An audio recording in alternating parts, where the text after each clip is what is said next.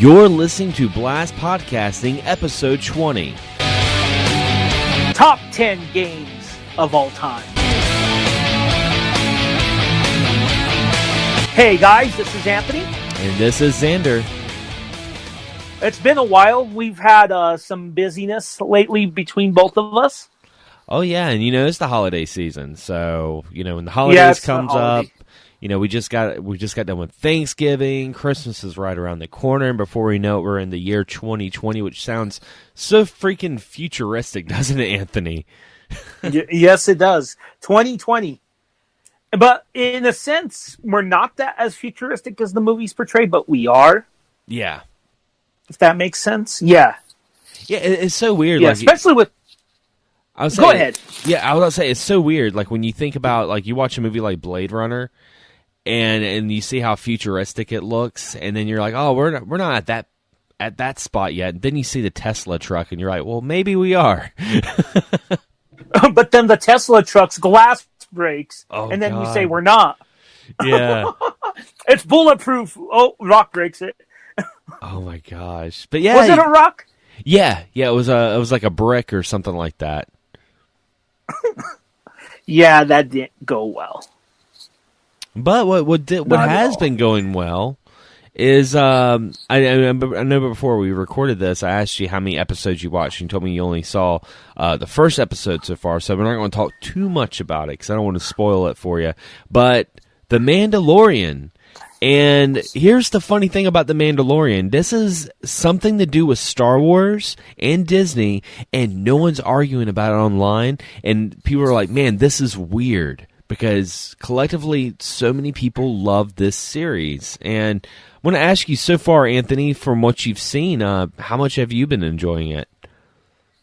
Well, I've only seen the first episode because, just for those that... It's been a while since I even posted on my YouTube channel. Can I say real quick? Yeah. A lot of life changes has happened. I'm seeing someone, which is great. So, that's the best thing. So I've been super busy, but I've only watched one episode. Mm-hmm. And I will tell you, it's pretty fucking great. And it gets a lot better. It gets even better. Mm-hmm. I felt like the first episode was the most like daunting to kind of get through, and I don't mean that in a negative way, but the first episode is like, okay, all right, but then by the time the third episode hits, I mean, like, oh my gosh.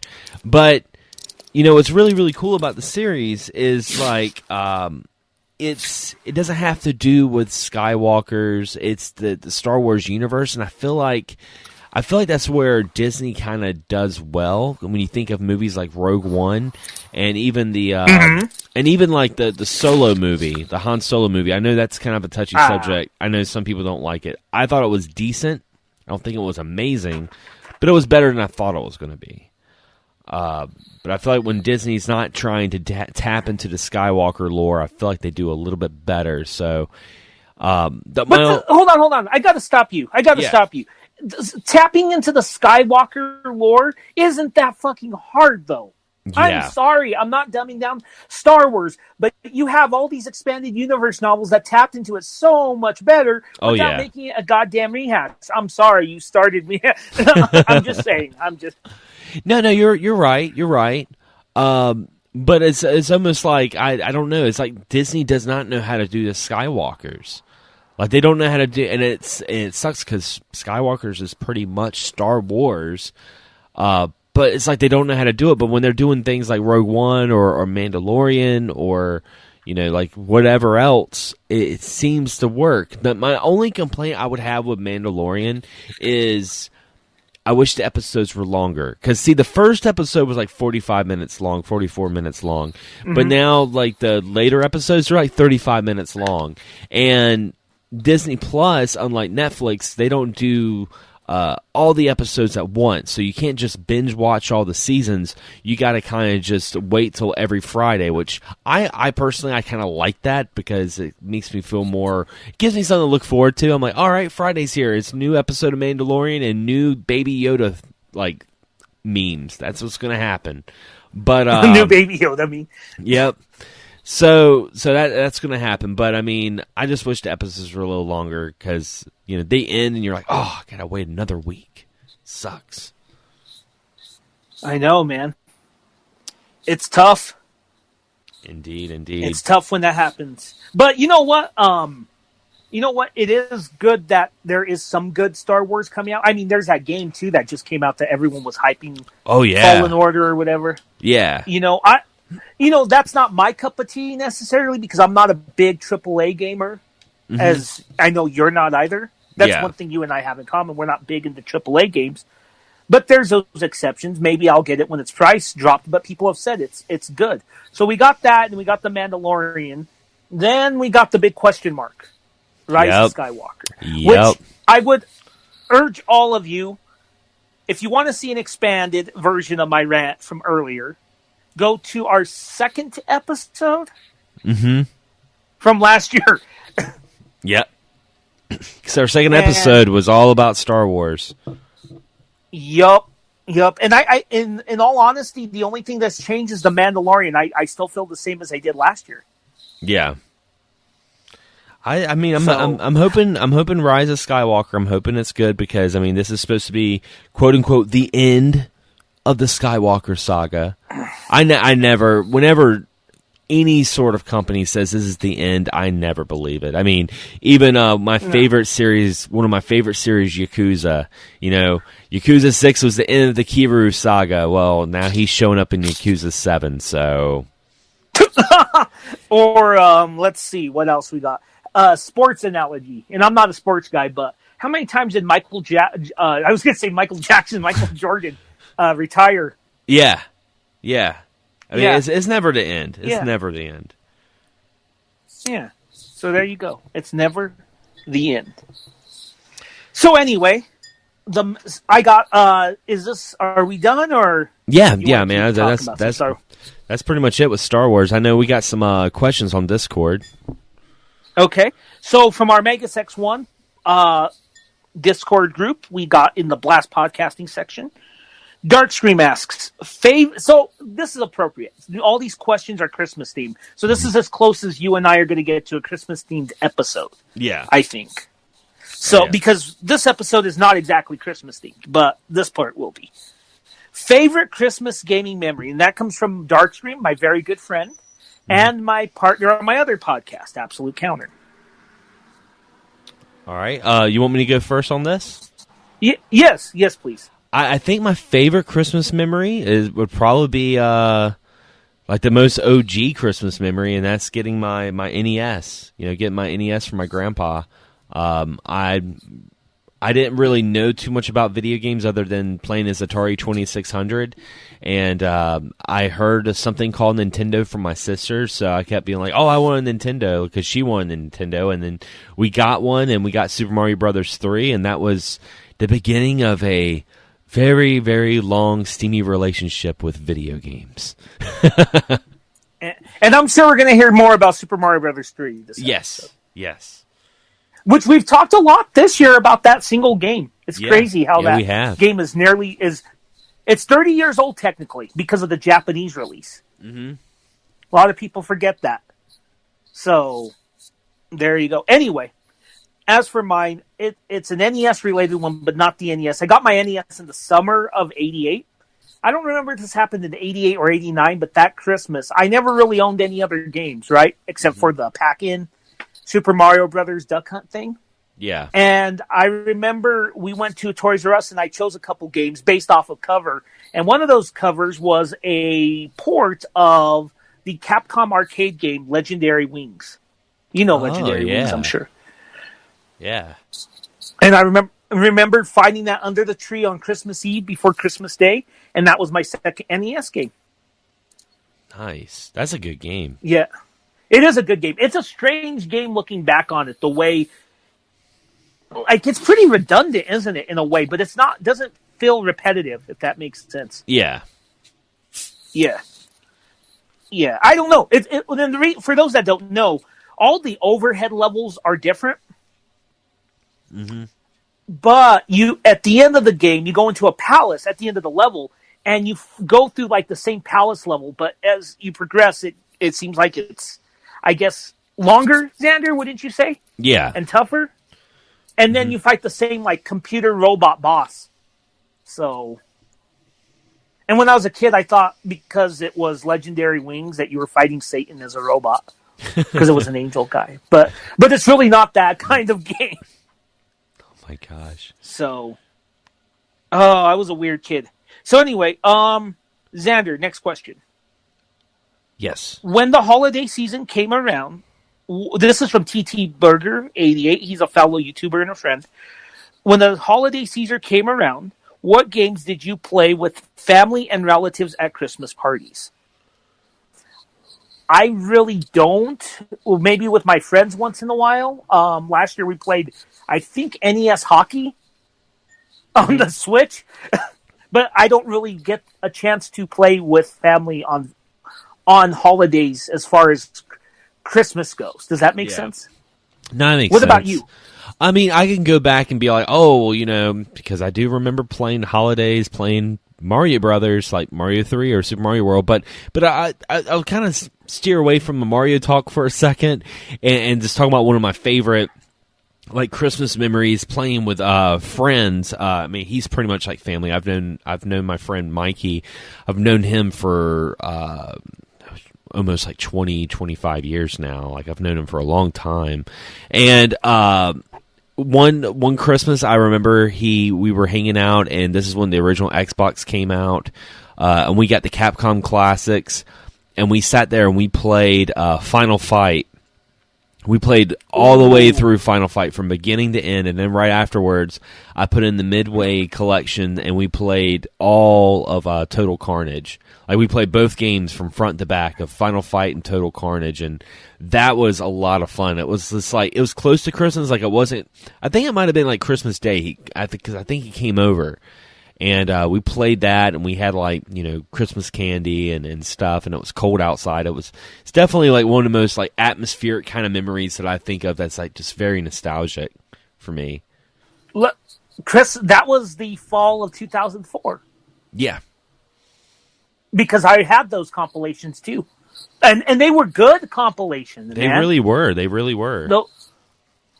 They're underrated compilations, and they did come out with some revised versions of those on PSP, which were nice. Mm-hmm. The problem with those is you can't really, it's hard to play second player on those. But and also taking consideration, we were playing Final Fight, and other than, if I'm not mistaken, other than Final Fight on Sega CD, this was like arcade perfect. The closest that you could get to playing Final Fight was on those Capcom compilations. I could be wrong, but I know the Super Nintendo you couldn't play as Guy. You had to get the Final Fight Guy version and stuff like that.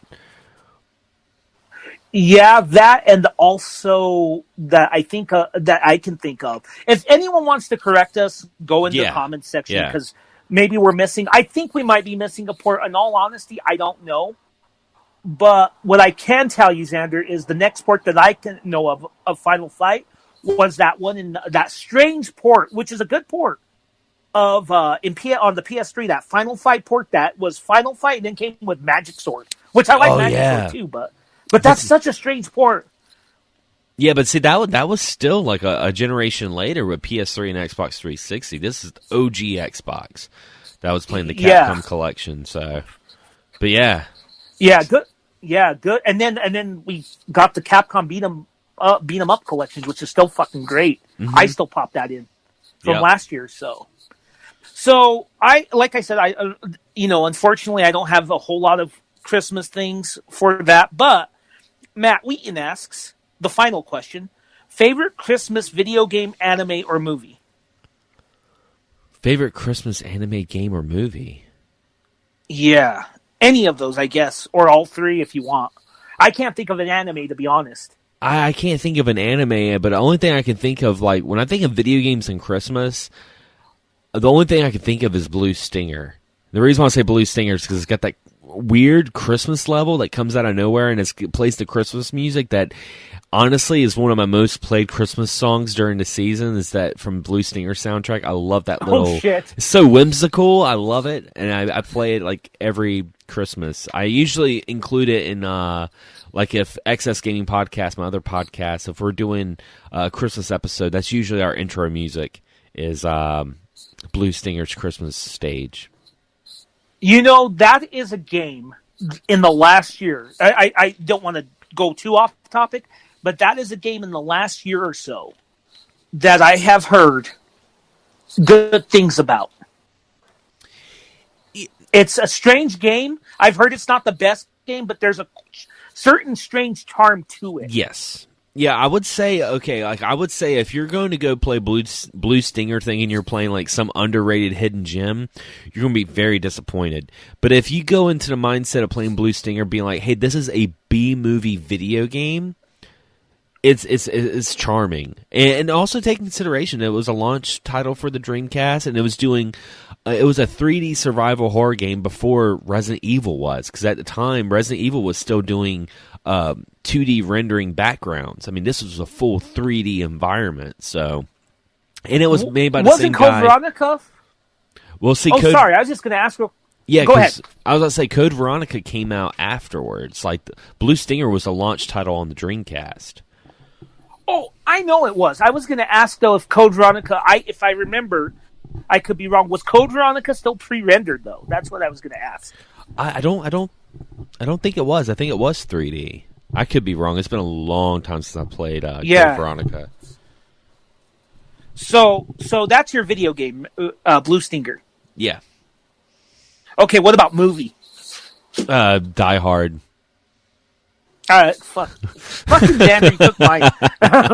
Okay. I'll let you have Die Hard. I'll just take Gremlins, because that's another good Christmas movie. Both very good Christmas films. Not the happiest, especially that fucking Santa story in Gremlins. Jesus Christ. Yeah. You know what? When you get older, because I watched that movie a few years back with my son for the first time in a long time. I remember the Santa story, but as a kid, it's like, oh, he died in the chimney, right? But then when you watch it as an adult, you're like, holy shit, that's really fucked up. Yeah. It's one of those movies that has multiple layers in the sense that when you watch it when you were a kid, you were just kind of like watching it for the gremlins. You know, you're just like, oh, these little creatures, oh, Gizmo's cute, blah, blah, blah, blah. You know, this is so funny because they were like, you know, they had personality and stuff. But when you get older and you watch it, like the freaking old lady about the dog, like in the bank, I'm like, man, fuck her. Yeah. Fuck Judge Reinhold, too. Yeah. Yeah, I mean, that movie has layers and layers to it. You know what, Xander, real quick, on the video game real quick, I actually have to take back my answer from the last one. I can answer this real quick in two things. My friends, actually, they had a Saturn in the winter of 96, and a lot of people may not remember this. This is actually super rare for the collector's type. I could care less because you could probably emulate it or something. And it's included in the PS3 ports of Knights, but there was a Christmas version of Knights, that old Yuji Naka game. You're right, there is. And we played that, and that Christmas game had, like, you know, I think it was really just the first level reskinned with Christmas theme, though, if I remember correctly. Mm-hmm. And it was like a Blockbuster exclusive or something like that. Yeah. Yeah. So I kind of take that back, but I guess that's the most Christmassy game if you're going to go with Christmas theme stuff for me. Yeah. So yeah. Anything else on the Christmas theme, Xander? Not here. I'm ready to get into our top 10 favorite video games of all time because we got 20 games to talk about. Holy crap. Holy shit. Yes, 20 games. I know of one game that's going to cross over for sure, though. I know one game. What do you think that's going to be? It's a certain Mario game. All right. Okay. But, that was mentioned already previously in this episode. But anyway, what I was going to say, though, was this is actually, as we discussed earlier, a lot of things happened that kept us busy. Not bad stuff, but just life. Busy. This is actually our 1-year anniversary episode. It is. Because we had something else planned that was logistically hard. We may try again for 2 years. I don't know. We'll see where we're at. I'm sure we'll be around for 2 years, Xander. Mm-hmm. But this is our 1 year. So what do you think of the first year of Blast podcasting before we proceed? I've really been enjoying it. What I like about our show is I think when we first started, I think we confused a lot of people. Because when we first started the show, everyone knows us from like video games, and we talk about video games. We have YouTube channels about video games, and even the name itself is called Blast Podcasting, which is a ploy on Blast Processing from the Sega Genesis. But what I like about this podcast is it isn't just a video game podcast. We've got a couple of video game podcast episodes, like video game episodes, but we always have tried to make it an all-around, and I hate using the term nerd culture, but in like pop culture, we've always tried to turn it around in some way. Like even if we do an episode just about video games, we try to throw in a little bit of like anime talk, a little bit of what's going on with like comic book movies or Star Wars or anime. We try to throw just a little bit of that in there just to remind you guys that's just not about video games, and that's what I really like about this show, because it kind of gives me a chance to talk about some other things I'm into other than just games, even though I love video games. Yeah, same here. And, I kind of tried that with my channel, and it was successful. But I'm not as active on my channel, and it gives me a chance to talk about those things. Mm-hmm. And I think with you, I think we're on the same page on most things. Yeah. Not exactly everything, but most things. And we've had a lot of good episodes. Some of my favorites include our 2 guest episodes, the wrestling episode and the one with Slasher Thrasher. Well, yeah, and I forgot to mention, Carcamo, who was one of our guests, really awesome guy. He's a pro wrestler down in Panama. Actually got a video, a promo of Matt Hardy calling him out. So it could be a possibility of Matt Hardy versus Carcamo. Oh, Matt Hardy of the Hardy Brothers? What the fuck? Yep. He congratulated. And you know what? He congratulated. He congratulated Carcamo for his 13-year anniversary in the business. Nice. That's pretty awesome. And you know what? The thing about Carcamo that was really cool was he's a hell of a storyteller. Yes.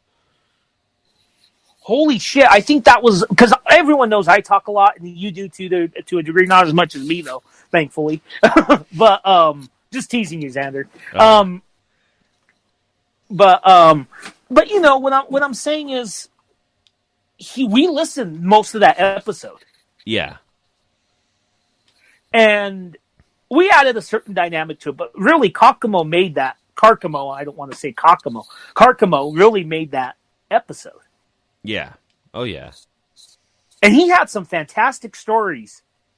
Just don't get him talking about contortionists again, but that's okay. Because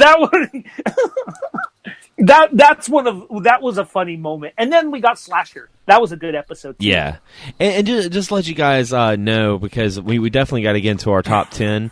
If you want to listen to any of our previous episodes, in case you're listening to us on like Spotify or iTunes or Stitcher, check out the description, because I do have both of our YouTube channels, my channel and Anthony's channel, and you can go back and listen to our archived episodes from the past year, just to let you guys know. Awesome. And there will be more coming soon. Indeed. We're going to try to get back to a regular schedule again, right? Oh, yeah. Once the holidays kind of blow over, everything will be good. Yeah. We're still even trying to figure out what the next episode is. Yeah.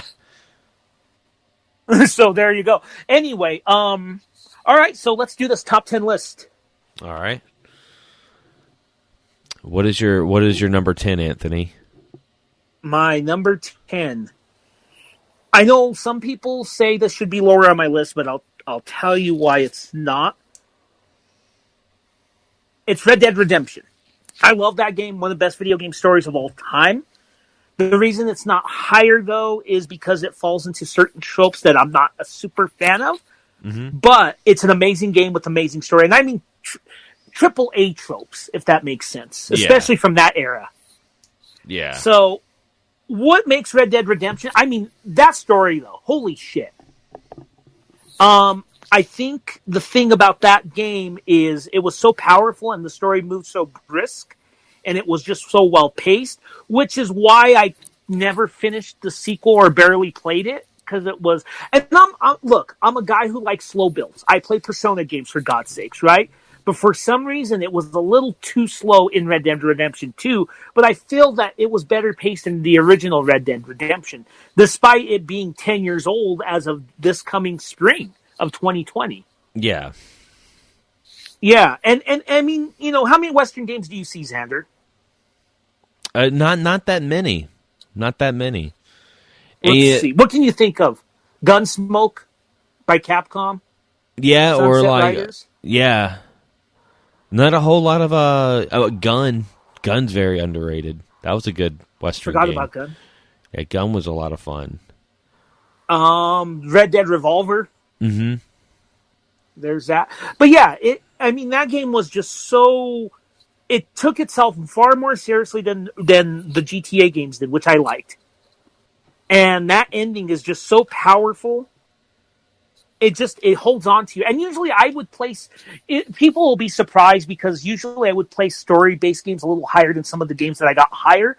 But once I get into my top 5, you'll start getting to more heavy-based games with story. But this one, just because, I don't know, it's not that I hate AAA games, but there are certain things that kind of bug me, and that's why I've always had it in my top 10, but never on a definitive spot. Yeah. That makes until sense. now, and I have to think about it because it had the too many tutorials and just things that kill me about AAA games. So I don't know, but still a great game. I'm not saying it's not, just saying why. So that's my number 10. You? My number 10 is going to be like completely off the wall from your number 10. My number 10 is Animal Crossing New Leaf. Okay. Animal Crossing New Leaf on the 3DS. I mean, I'm a huge Animal Crossing fan, but I like New Leaf for the same reason why I love the series. It's a life simulator with animals, and I mean, it's just so much that you can do. It goes in real time, so I mean, there's like certain events that happen, like Christmas is coming up, so there's a Christmas event in Animal Crossing, and at the time when I first played Animal Crossing on the GameCube back in like 2005. Yeah, it was like about 2005. I'd never played anything like that before. So it was really something special. Different neighbors that would move out and move in. Different fruits that would be, a part of a town that you can get that fruit so you can plant it in your town so you get more fruit and get more people. It's just a really big community. It's like SimCity meets like some sort of like life simulator. It's a lot of fun, very charming. So that is my number 10, and yes, I will definitely be getting the new Animal Crossing on the Switch. Oh yeah, for sure. For me, look, you know this about me. Animal Crossing is unique. There's no doubt about it. But it's not my cup of tea. Yeah. But I get the appeal of it because it's not a stressful game either, which is very rare. I mean, you even play something like, we were talking about games that you play with your friends, right? Yeah. I play a lot of Overcooked with my friends, which is fun but stressful. Mario Kart's stressful. Smash Brothers is stressful, right? But Animal Crossing is one of those few games that it's just not. Even stuff like Harvest Moon and stuff like that have a sort of time element that add a little bit level of stress, but for some reason, Animal Crossing doesn't do that. Yeah. So I understand the appeal, my friend. Oh, yeah. What about your number 9, Xander? Oh, go ahead. I was about to say, yeah, I mean, like, Animal Crossing is one of those games that I love, but if I talk to someone who doesn't like it, I can understand. Like, it's not for everybody. But my number 9 is definitely much more of a acceptable game by most people, and that is Mario Kart 8. And I would say Mario Kart 8 Deluxe on the Switch. Ooh. That is probably one of my favorite games of all time. The thing with Mario Kart 8 is it's probably the best one in the series. Hands down. Oh, yeah, yeah. Hands down. That game was, to me, perfect even in its Wii U incarnation. Mm-hmm. With the only thing that I think held it back for some people, and for me, was the battle mode. The battle mode wasn't good in the Wii U, but you get that Switch version and it completely rectifies it. And that game it's not in my top 10, okay? But it's a perfect game, practically. It is a perfect game. And there's nothing wrong that... Oh, go ahead. No, I was going to say, before I got Mario Maker 2, it was my most played game on my Switch, for sure. How many hours, if you don't mind me asking? I think I got over 100 hours clocked on Mario Kart 8. That makes sense, good sir. That makes sense. And I mean, that game is just so much fun. It's just a fun game. And that's, like, I'll talk about how some of the experiences with some of the games later on in my list affected me personally. But sometimes a game doesn't need to do that. It just needs to be fucking fun. Mm-hmm. And that's all that game is. You know what I mean? Yeah. So real quick, I kind of monopolized it a little bit. What appealed to you most about Mario Kart 8? I mean, I've always loved the Mario Kart series since the Super Nintendo version, and it's just, I don't know, like, it's just, the tracks are a lot of fun. It's got a lot of throwback tracks, even the DLC. At the time when on the Wii U, like, DLC was unheard of, but the DLC proved to be such a great thing. And then you get the deluxe version that comes with the DLC. So you got, you can race as Link. You got, like, Animal Crossing characters. You kind of have some F-Zero maps. I mean, there's just so much different customization to your carts and wheels. And there's so much to the game that, like, when I think of Mario Kart, I think of Mario Kart 8 Deluxe. Like, that is the epitome of it for now. I mean, if they make another Mario Kart 8, I'll be really excited. But, I mean, I'm fine with just this one. Just make more DLC or something, And they kind of did, for the Switch version. Yeah. They made a Breath of the Wild type of, I think, outfit for Link or something. Mm-hmm. And they added his cycle from it, too? Yeah, so they kind of did. But no, that game is still, it's still a top-selling game. I think Nintendo needs to monopolize on that personally, like you do, you said, because it's their number one selling game, man. Yeah, it's amazing. Now, I'm going to ask you, Anthony, what's your number 8? Number 8? Oh, you mean number 9? Oh, yeah, no. Yeah, number 9. I'm on number 8. Oh, it's all... Yeah. I need to do... Number 9 is Mega Man 2. Oh, wow. Yeah. I rented the hell out of this game. I was playing this game the other fucking day. I took my girlfriend to the doctor's office, and I played through... She was in there for about 45 minutes, and I sat in the car and had good lighting for my Switch, and I played it for about maybe 45 minutes and pretty much cleared everyone but Quickman, who I always do last, of course. Yeah. But the thing about Mega Man 2 is that I love the Mega Man series. But you really think about that first game, and it's a prototype. It's not what Mega Man really is about. Well, it is, but it's not really it's at its full potential. Because it's not I don't think it's a very good game. I know some people are going to get pissed off at me. But I don't think Mega Man 1 is a good game. But you jump leaps and bounds to Mega Man 2? Holy shit, that is such an incredible game. I really feel like when you think of long-standing series, when you think of like different games, there's always that one game that outshines everything else, and all of the other games try to follow or try to use as a reference. A great example would be... you think of games like, I don't know, like Final Fantasy VII. How big that game was. Now when Final Fantasy VII comes out, there is something about RPGs now that kind of have that kind of Final Fantasy VII feel in some shape or form. Or you think of, like in this case, Mega Man 2. Mega Man 2, after that game came out, like all the other Mega Mans were like, we need to live up to the potential of Mega Man 2. Does that make any sense? Yeah, and I'll argue that while 3 and 4 aren't on my list, they came pretty damn close. Oh yeah. Now I'll be honest, I never played 5 and 6. 7's kind of hard for me to get into. I do have a soft spot for 8. 9 and 10 are cool. I did love the hell out of 11 from last year, though. Thank you. I feel like I'm the only one who loved 11 because everyone else I talked to, they didn't like it. I loved 11 though. Yeah. I've been told though to go back to 5 and 6. They're not bad. I've been told. Yeah, they're not bad. I mean, here it is, like 5 and 6. Like you could definitely tell that like the series was kind of starting to thin out, and you could tell it was like it's towards the end of the NES lifespan, and you could just tell that they were just kind of just going with the motions with 5 and 6. It's very similar to, the X series, like towards the end of the X series before it went to the PS2, like the last like PlayStation, I think it was like X5. Like when X5 came out, it was just kind of like, all right, I'm just going with the motions at this point, just trying to get done with it, It's funny because I own all of the core Mega Man games on my Switch, which is fucking nice. They're all downloaded on there, right? Mm-hmm.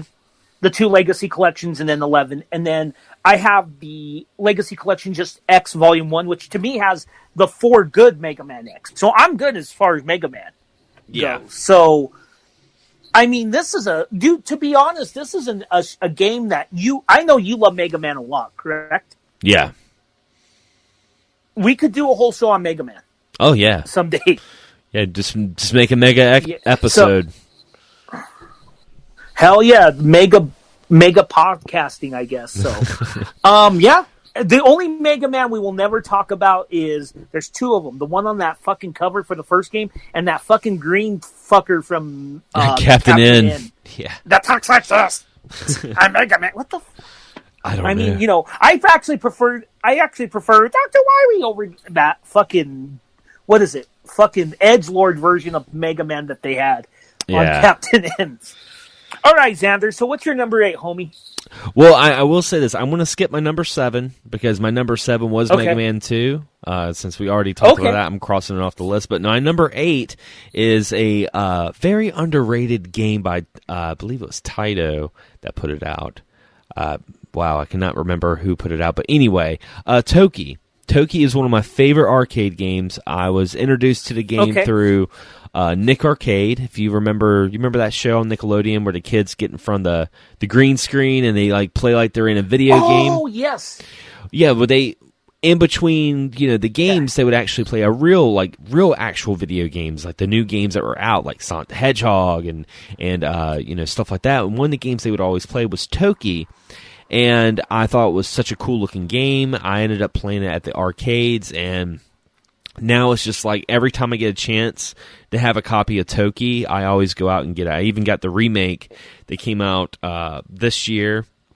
I believe it was this year for Nintendo Switch. Nice. That's pretty fucking good. Toki. I never played it. It's a good little, but I never played it. It's a good little side scroller. I mean, you're playing as like this 8-man, and you spit up balls, and it's one hit kill, so it's kind of challenging. But yes, it was not a bad game. I really need to play Toki then. I'll have to check it out. So, Toki that's an arcade game, right? I just want to confirm with you. Yeah. Well, okay. Is there any ports of it? Yeah, I mean, you can get the remake now on the Switch. It's been on all other consoles too, including the NES. The NES version was called Toki Going 8-Bit. No, that was the Genesis version. The NES version was just called Toki, but there's a Genesis version called Toki Going 8-Bit, which is pretty close to his arcade counterpart. I think it's probably the closest out of all of them. Other than if you were to play on MAME or if you get the remake. The remake's completely redone, hand-drawn sprites, but plays exactly like the arcade version. So it's really, really cool. Really nice remake. Nice. Very, very nice. All right, so my number 8, right? Mm-hmm. Mine is pretty safe, but it's very important because I wouldn't be where I'm at without this game. Yeah. And I'm not going to elaborate on it because, I mean, who the fuck doesn't talk about it? It's just the original Super Mario Brothers. Oh, yeah. I mean, that's important. That's the game that, I mean, even after the years, the only thing I can really add to what has been said for me is about Super Mario Brothers, but on a personal level, Xander, is that even years after buying my NES, well into like 5 or 6 years when I was still playing it before I got a Genesis, I can say I was still playing that game over and over again, despite all the games I rented, despite, the Mega Mans or whatever came out. It's just I kept revisiting that game. Yeah. Yeah, it's really what more can you say? I mean, it's like the epitome of like most introductions into video games. It was one of the most important games of all time. Yeah, it is. And I mean, but there's nothing really else I can say about it. I know you want to skip your number 7, but I really don't think you elaborated on your personal connection to Mega Man 2 like I did. I mean, you pretty much like took the words out of my mouth with Mega Man 2. I mean, it was just I love the Robot Masters. I think they were great. Soundtrack is so iconic. It's still a soundtrack I listen to this day. I mean, who doesn't love Dr. Wily's Castle, the first stage theme? I mean, that's just classic. But yeah, that's pretty much it. Like anytime I play Mega Man, like if I want to go back and play an old school Mega Man, 9 times out of 10 go to Mega Man 2. That's just the way it is. Nice. Hell yeah, that's what I did the other day. So, I mean, and it's so readily available. Like if you haven't played Mega Man 2, it's aged so well. It's one of those games that has aged so well. All right, so I guess it's my number 7, right? Mm-hmm. So Super Mario Brothers 3 is my number 7. I know it should be in my number 1 by some people's account, and it's a good argument for number 1 game of all time. But for me, it really defined what the NES became. For me, because I just said I played Super Mario Brothers 1, but a lot, but I think I played that game even more. And it's still, talk about games that age perfectly, Xander. Oh, I mean, yeah. I beat that game earlier this year on the Switch, so, I mean, I could probably easily revisit it again now. Then there's not much else to say about it, right? That hasn't been said. Yeah, I mean, it's a great game. I'm going to go ahead. All right, so what's your number 6? I'm going to go to my number 6. My number 6 is going to be Yakuza 0, actually. Ooh, that's a good one. I love the Yakuza series, and I will admit I always heard about the Yakuza series through James, my co-host in XS Gaming. He always talked about it, but my first Yakuza experience was Yakuza 0 because I was like, wow, this is a prequel to everything. It's on the PS4. And I heard that Kiwami was going to come out, so I was like, I'm going to go ahead and start it this way, and I'm glad I did. If you guys watch my YouTube channel, you guys know that I'm a big Yakuza fan. It's a great series. It's a great crime drama, but at the same time, it has really nice side quest and just wackiness that kind of... It's kind of like got a multiple personality game, because one side of it's super, super serious, and then... the other side's completely wacky, like two different ends of the spectrum, and that's what I really love about the series. Yeah, I enjoy them too. I don't think I love them. They're just not on my top 10. There's so many games to even break down the top 10. This was hard for me too. I'm sure it was hard for you. But yeah, it's a good one. It's a really good one. So we're on number 6, right? Yep. What's your number 6? One game that I'm actually playing right now, and I'm finally beating because the game is trying to finally beat, and that's The Witcher 3. Ah. That game is so fucking good. So fucking good. I mean, the story is so good. I mean, I'm at the point, the last time that I played through it, I was being rushed by someone that will not be named, so I kind of lost the fun with it. But it being on Nintendo Switch, especially for you, I know you've been tempted to play it several times, right? Oh, yeah. Playing on Switch is perfect. Yeah. Especially for that long-ass game. And I'm probably 90-some hours into this second playthrough, and I'm glad I'm replaying it because I don't remember half of it.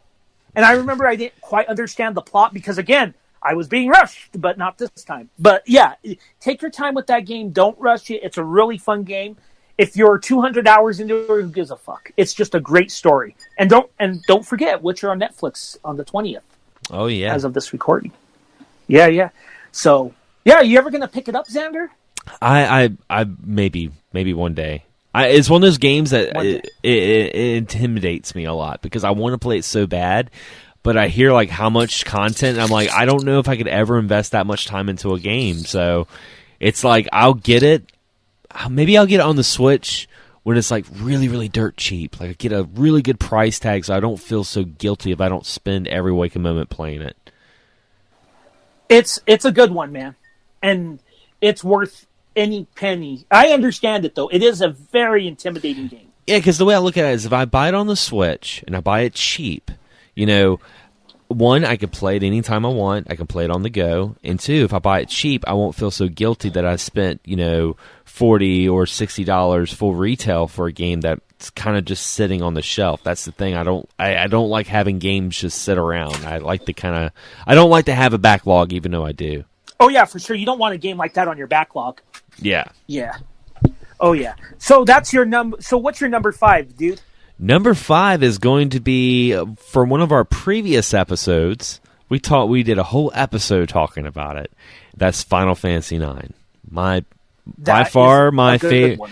far probably my favorite Final Fantasy of all time. I love it because it's got the medieval themes to it. It's modernized and man, like I said, we made a whole episode on it. So, I mean, if you guys really want to hear us talk about Final Fantasy IX, listen to our, I think it was episode 16 or 15 we did Final Fantasy IX. It was good. My number 5, and it's a great game. Great game. I agree with you. It's not my favorite Final Fantasy, but we'll talk about that a little further down the line on the list. I will say Baldur's Gate 2 is my number 5. Oh, interesting. Yeah, I'm a big Dungeons and Dragons fan. I love Forgotten Realms novels. That game is such a precursor of what we get with things like The Witcher 3 or Trails of Cold Steel or any modern RPG. Well, not a precursor, but just it shows how to do side quests right. And it's so sad playing that game because it reminds me of what BioWare was and what BioWare the fuck became. Whatever the fuck that is with fucking Anthem, excuse me. It's just, it's sad playing that game. But it's good that we have it, so. What's your number 4? Number 4, Street Fighter 2. And it doesn't matter which Street Fighter 2 it is. I mean, I would like it to be at least Championship Edition, but, man, we could make a whole episode talking about Street Fighter 2. I know between you and I, it changed my mind. It changed my whole perspective on arcade gaming and fighting games. It introduced me to the fighting game genre. It was just still a game to this day that I still pick up and play. I play it now on my Switch with the Anniversary Collection. I have an Arcade 1-Up cabinet. God. At the Arcade 1-Up cabinet. That collection is great. Yeah, so I mean, yeah, I love Street Fighter 2. Well, I can't say much else because you stole the words out of my mouth, and we actually have one number that matches. One game that matches. I mean, one game. So, yeah, Street Fighter 2. I remember playing it on a family vacation because I had been really into beat 'em ups, and I remember seeing someone fight E Honda, and I was like, "What the fuck why is everyone watching them fight this sumo?" And I finally played it, and I understood because I had never played it. Mind you, fighting games have existed prior to that, but I had never played anything like it. Oh yeah, and it changed my gaming world so much. Your number 3. Number 3 is going to be Castlevania Rondo of Blood. You know there would be a Castlevania in this countdown, and yeah, Castlevania Rondo of Blood. See, here's the thing. Don't get me wrong. I love Metroidvanias, but I am very prior and more leaning towards the level-based Castlevanias because that's where I started with the original Castlevania. And Rondo of Blood is just, it's got everything I love about the stage-based Castlevania. It's got multiple paths, it's got an awesome soundtrack, it's got different characters you can play as. So it took everything that I love about level-based Castlevanias and made it into one, like, delicious stew, if that makes any sense. I still have to say, like, that's just the one I always go to the most is Rondo of Blood. Number 3. Oh, Rondo of Blood's a great game, by the way. Oh, yeah. And I'm so glad that it's now easily available to play, unlike years ago. You know? Being Japanese only and importing it. Because that was the only way to play it, was imported. My number 3, though, won't surprise anyone. It's Chrono Trigger. Oh, nice. It's... again, what is there to be said about that fucking game that hasn't been said? I mean, that game is so perfectly crafted. And, like, a lot of film people say Back to the Future is the perfect movie script. The original. because of how perfectly it ties in time travel. I will say the video game equivalent of that is Chrono Trigger. Yes. Chrono Trigger is the Back to the Future of video games. I mean, the characters are great. It's not the most complicated role-playing game out there, like story-wise, but the story's so good in itself and so entertaining, and the characters have enough depth that you give a shit about their journey. Yeah. Yeah, and it's the first game, I think, that had New Game Plus, so I guess that's that. And the multiple endings. Well, maybe not the first with multiple endings, but you know what I mean. Yeah. Xander, anything on Chrono Trigger?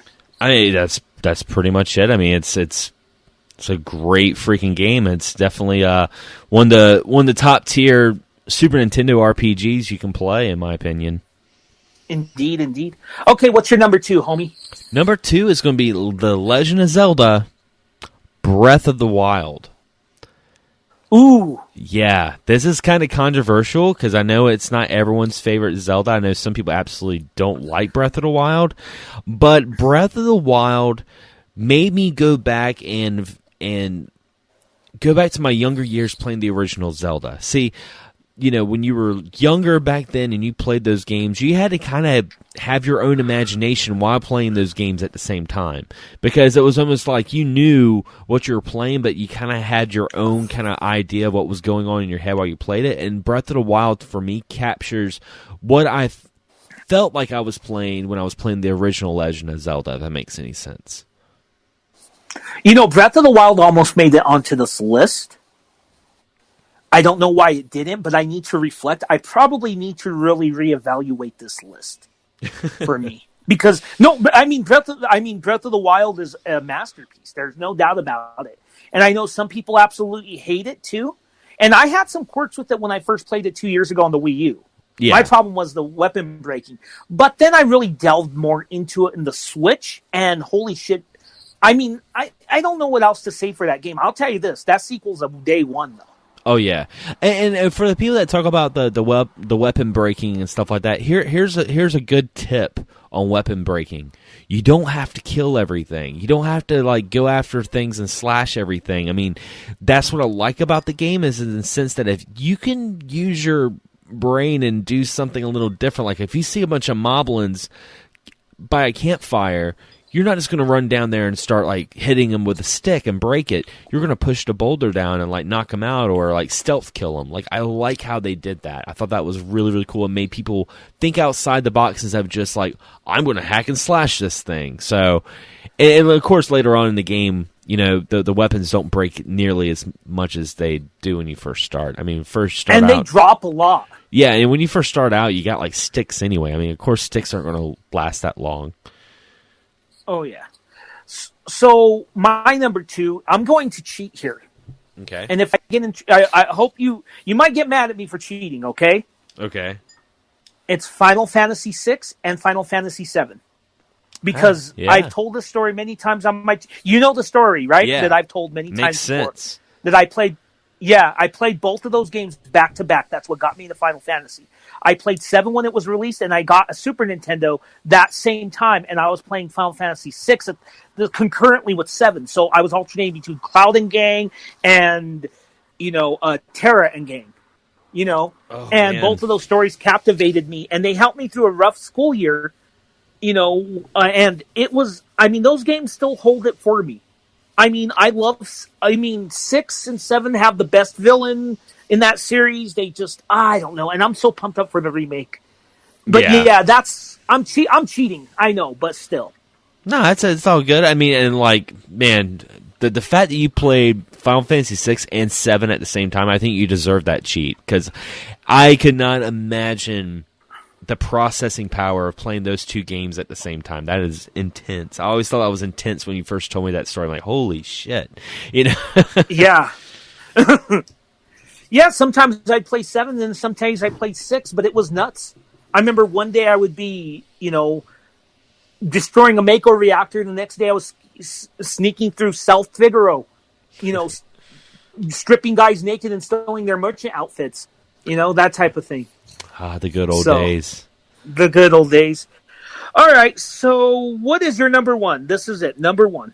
All-time favorite game. Yeah, number 1, I had to, kind of be tight-lipped when you were talking about the game because I was like, well, that's my number one. But Super Mario Brothers 3, my number one favorite game of all time. And I understand why, because that game is brilliant. Yeah. I mean, it's so replayable. We talked about it. I mean, there's I don't know what it is about that game, but it is the de facto, to me, Mario game. Yeah. And don't get me wrong, I love Super Mario World. That's like another Super Mario World and Super Mario Brothers 3 are like neck and neck for my favorite. But here's the thing, like Super Mario Brothers 3 is just that comfort food game for me. Like no matter what's going on, I can play Super Mario Brothers 3 and be in a good place in my life. Like no matter what, something could be happening. I remember when Hurricane Florence came, I had to leave, my town. I had to go to another town, 4.5 hours away. I was worried about, what my house was because this huge freaking hurricane was coming through. And my only thing that made me feel better was around that same time, the Nintendo Switch had just released their NES online games, and one of the games was Super Mario Brothers 3. And I remember sitting in that hotel room and playing Super Mario Brothers 3 from the first world to the very last world. And, that, 2.5 hours or whatever was just... I was just in bliss. So that's why it's my number one game for real. If you followed my channel for many years, no one is going to be surprised by my number one. If you haven't, you probably might be surprised because it's not everyone's favorite number one. But Xander knows what I'm talking about. Bubsy 3D, yep. Yeah, Bubsy 3D is the best game ever. It's so powerful and it actually got me angry, and that's a piece of shit. But no, Xenogears. Oh yeah, motherfucking Xenogears. Is it a perfect game? By far, fuck no, it's not. It's not a perfect game by any means. But I think a favorite game can resonate with you on so many personal levels, like what you said about Mario Brothers 3. Are the games that I mentioned, some of the games in my top 10 and in Xander's, better crafted than Xenogears? For sure. But Xenogears has hit me on, and a lot of people who play it notice this, no matter how imperfect it is, and we can go on about that second disc. I know the flaws. A game has never affected me the way that one does. It affected my worldview, it affected the way I view religion and spirituality. It is such a masterpiece, and I can revisit. It's not a bad game by any means, and it's not dated. But by perfect, I would. We talked about doing a Xenogears episode down the line, right, Xander? Where you play it for the first time, and I play it again, right? Yeah. Yeah, we need to really do that sometime. I mean, that's going to take a lot, especially with our busy schedules. But it's something worth exploring, I think. Oh yeah. Yeah, and I really can't go in depth because we're already over time, and I would make this podcast 3 hours long by the whole 2 hours being about my number one game, which is as narcissistic as fuck, and I won't do that to you guys. So there you go. That wraps up our top 10 favorite video games of all time. And for you guys that are listening, tell us your top 10. Leave a comment below if you're listening to us on YouTube, or tell us on Discord, or if you're listening to us on Stitcher or Spotify, hit us up on Twitter, whatever. Just let us know your top 10 as well. We'd love to hear from it. And I think this wraps up another episode. And holy crap, our 1 year anniversary and 20 episodes. It's crazy. Oh yeah, and we got more coming. Oh yeah. Yeah, we definitely have some more coming, especially with Castlevania Season 3 right around the corner. Rise of Skywalker. Man, there's just the new more and more. We need to talk about some Batman news. There's some crazy Batman news coming out that I can't get into because that could be another hour talking about some of the new Batman stuff. But did it just happen? Yeah. Tell me afterwards before you got to go. Yeah, I'll let you know, man. But as always, guys, thanks for listening, and we'll be blasting off to the next episode.